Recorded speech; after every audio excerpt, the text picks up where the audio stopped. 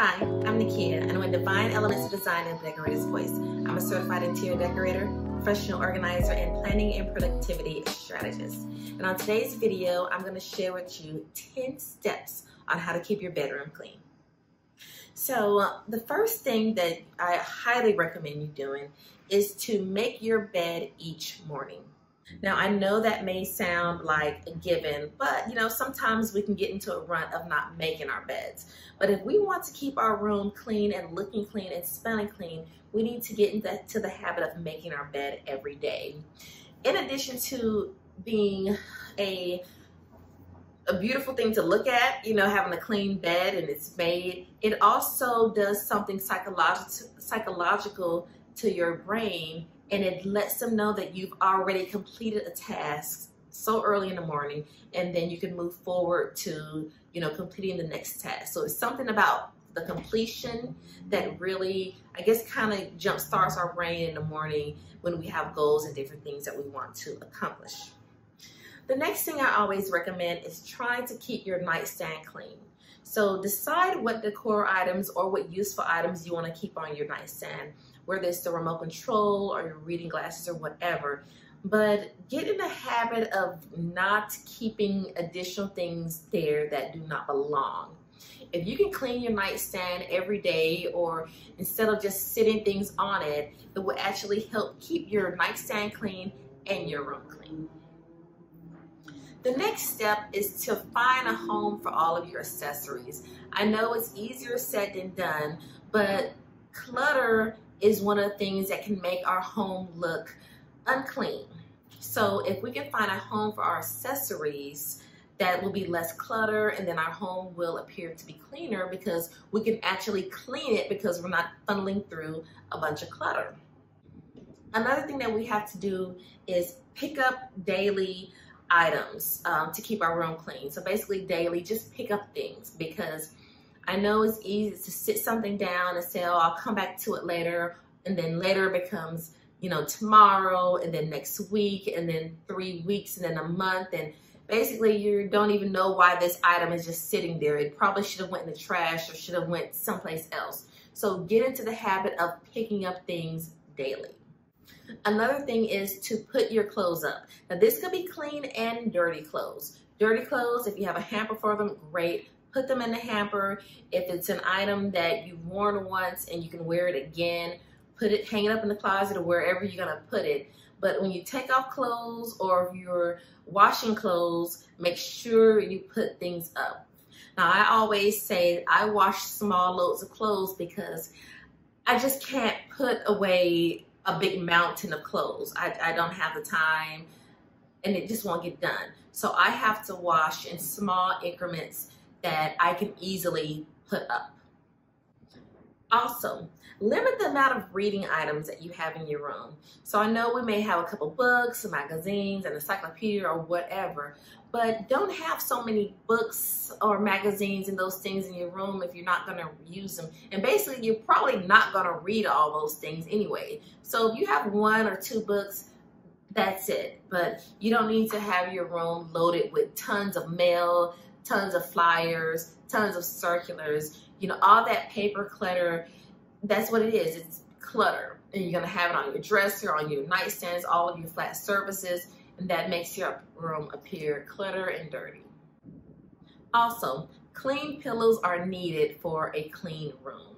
So you can actually, if you have a pillow or that has a cover on it, you can wash the cover, or you can actually wash the pillow itself. So definitely keep your pillows clean, keep your comforters clean. If you can't wash your comforter yourself, take them to the cleaners. But those pillows, if you can put them in a wash machine and dry them, definitely do that, because that will keep your room clean and also keep your room smelling clean.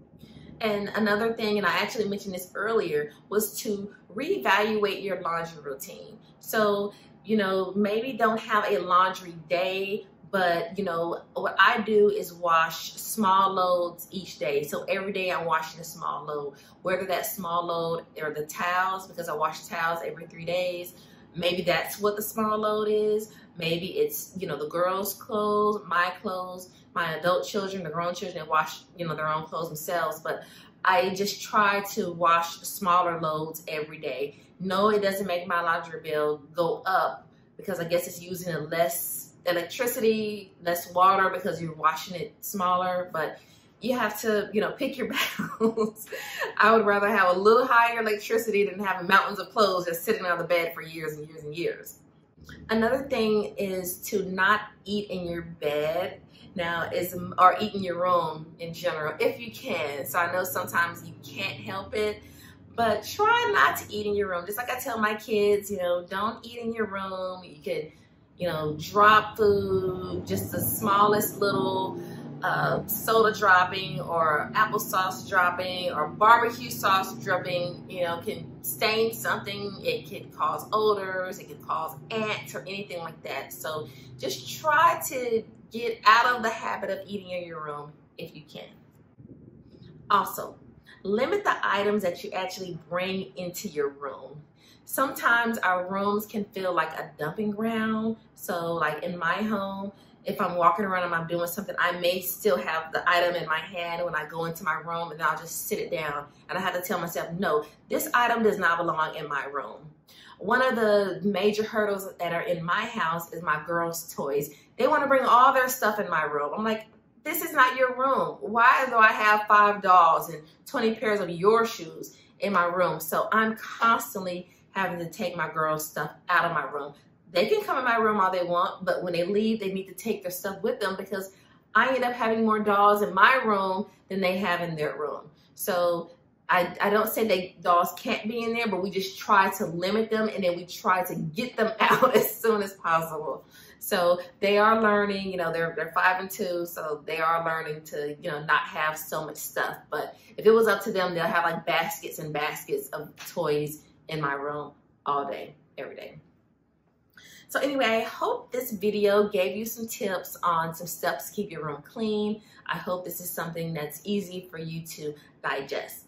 Now, I don't mention it often, but I do have a blog, which is decoratorsvoice.com, where I share all these videos or all these tips as well during my weekly blog posts. So if you like to read material or read content in addition to watching it on YouTube, feel free to go to my blog. Also, I actually have a course. I don't really talk about it too much. I guess I really need to promote it more. But I do have a course. It's a free 5-day course. It's an email course. So it's called 5 Days to an Organized Life and Home course. It is on the description box. It's free. Basically, you register for the course, and over 5 days, you receive emails from me with tips and ideas and suggestions of things you can do. And at the end of the 5 days, you'll get an ebook.